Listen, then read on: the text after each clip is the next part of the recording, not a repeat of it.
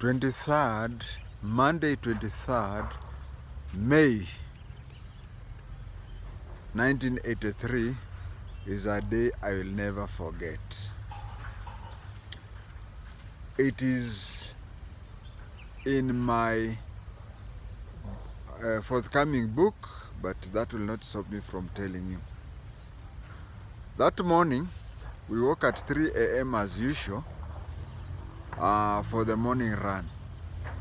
I can tell you that was my sweetest morning run ever. So we started the morning run, and you see morning run were three dimensions. There was one which was going to the junction, which today is called Chaka town. That time there was not even a single kiosk. Another one used to go to Kiganjo High School, and the other one used to go to Honey River.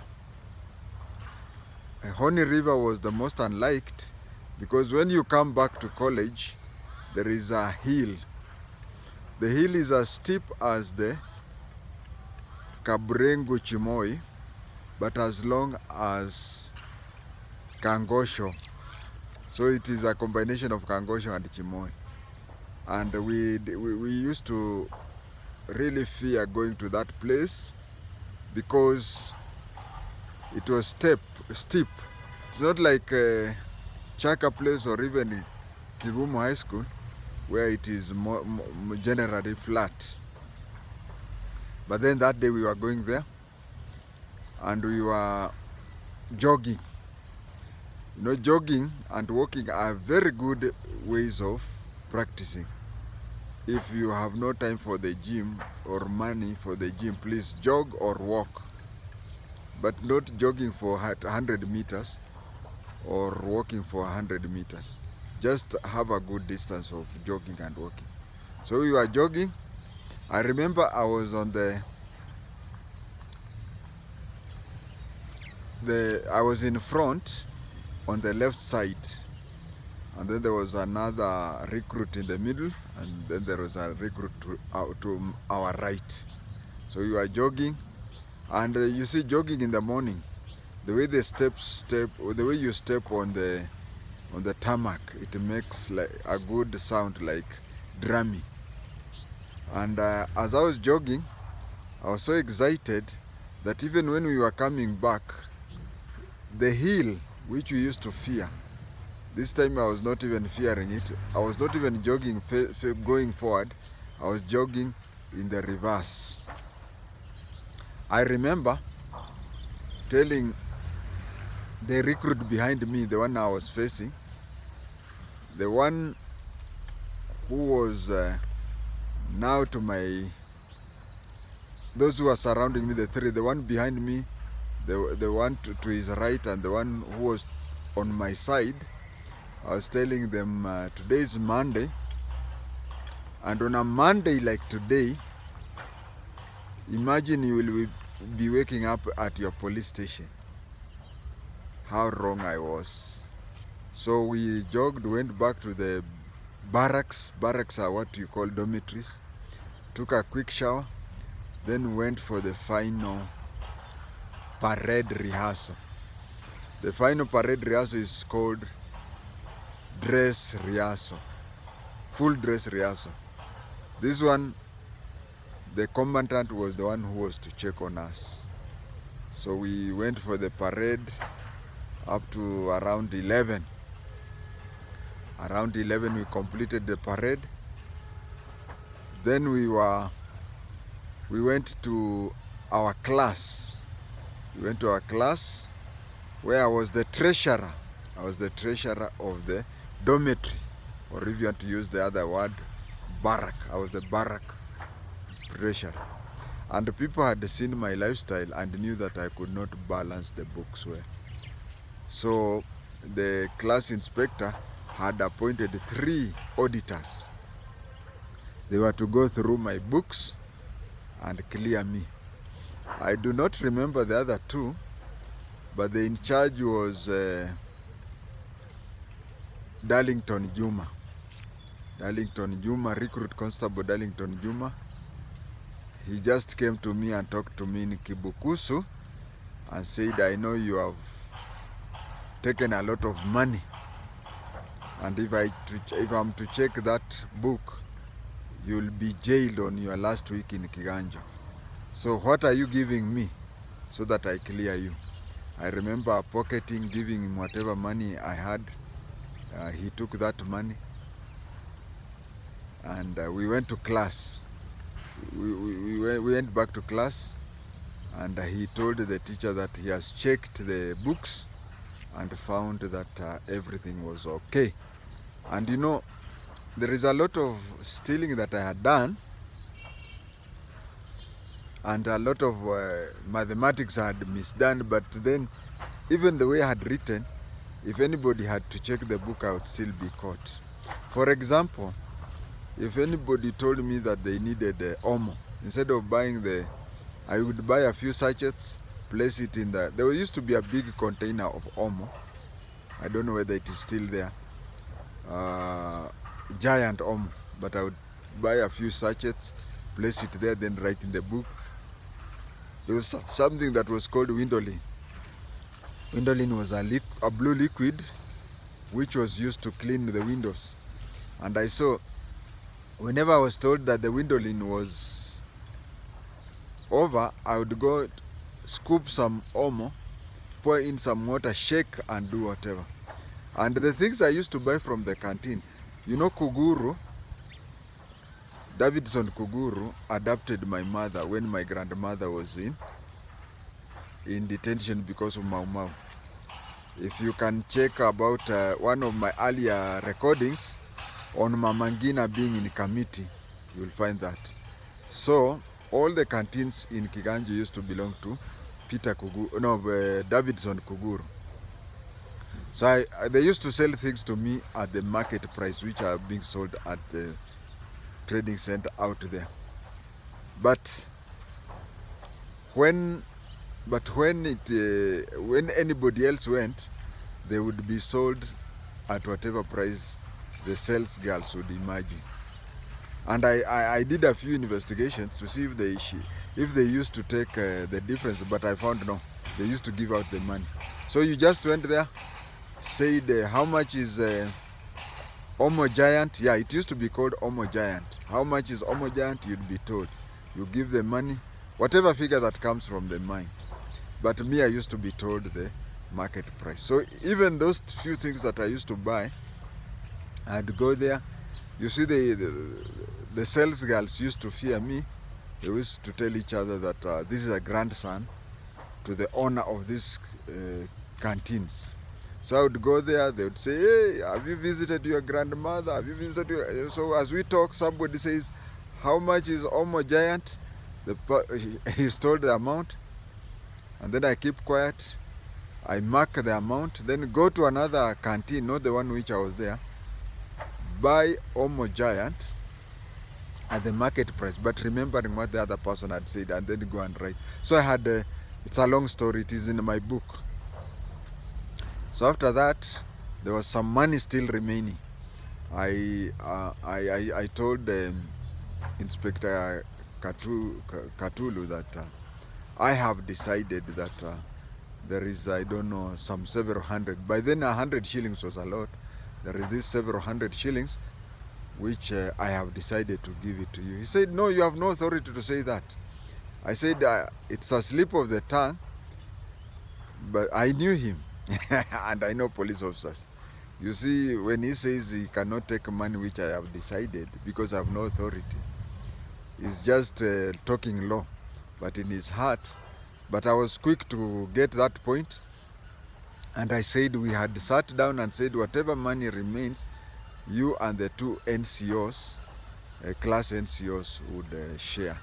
You take a half and the other one take a quarter.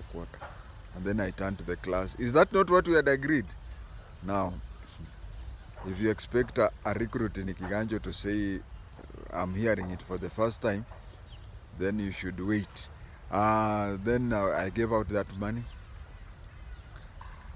The same day, we were The same day from, I remember, forget about the money. You know, I used to get 480. I used to get 480 per month.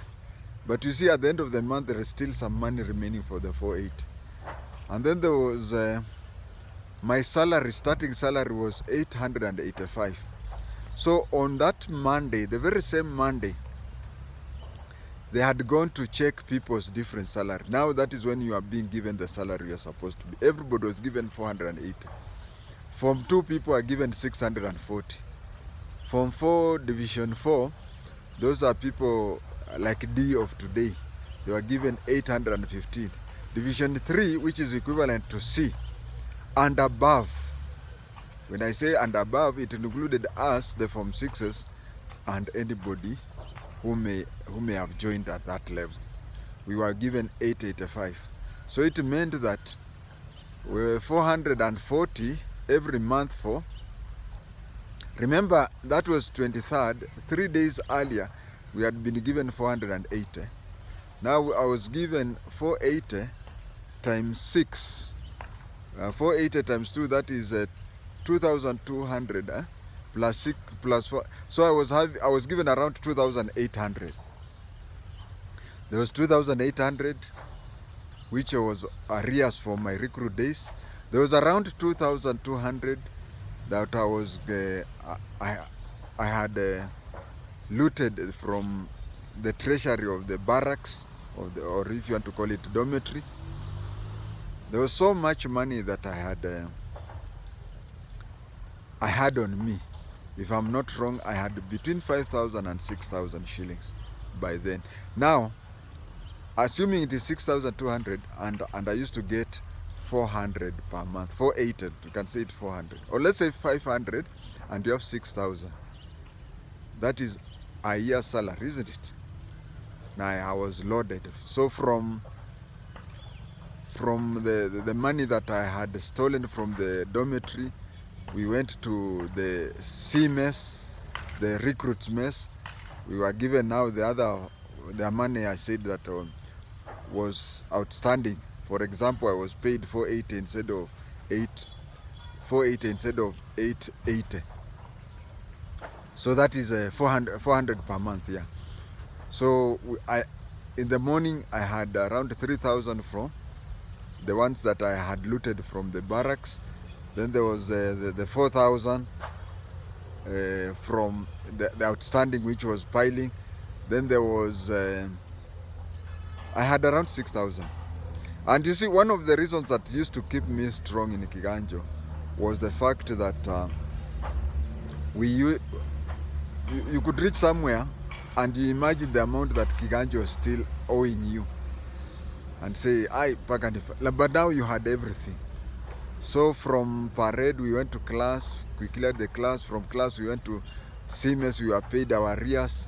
I had 6,000 shillings in my pocket. Then from there, we were called to the parade ground, not the main one, but one of the parade grounds. And we were being posted. We were told, now that is when we were told which provinces we were to go. Then after lunch, after lunch is when we were now posted. We were told you are going to this province and whatever.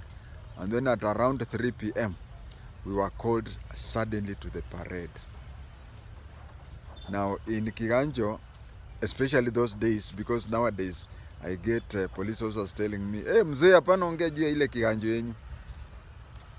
If one person messes, the whole class or the whole squad suffers.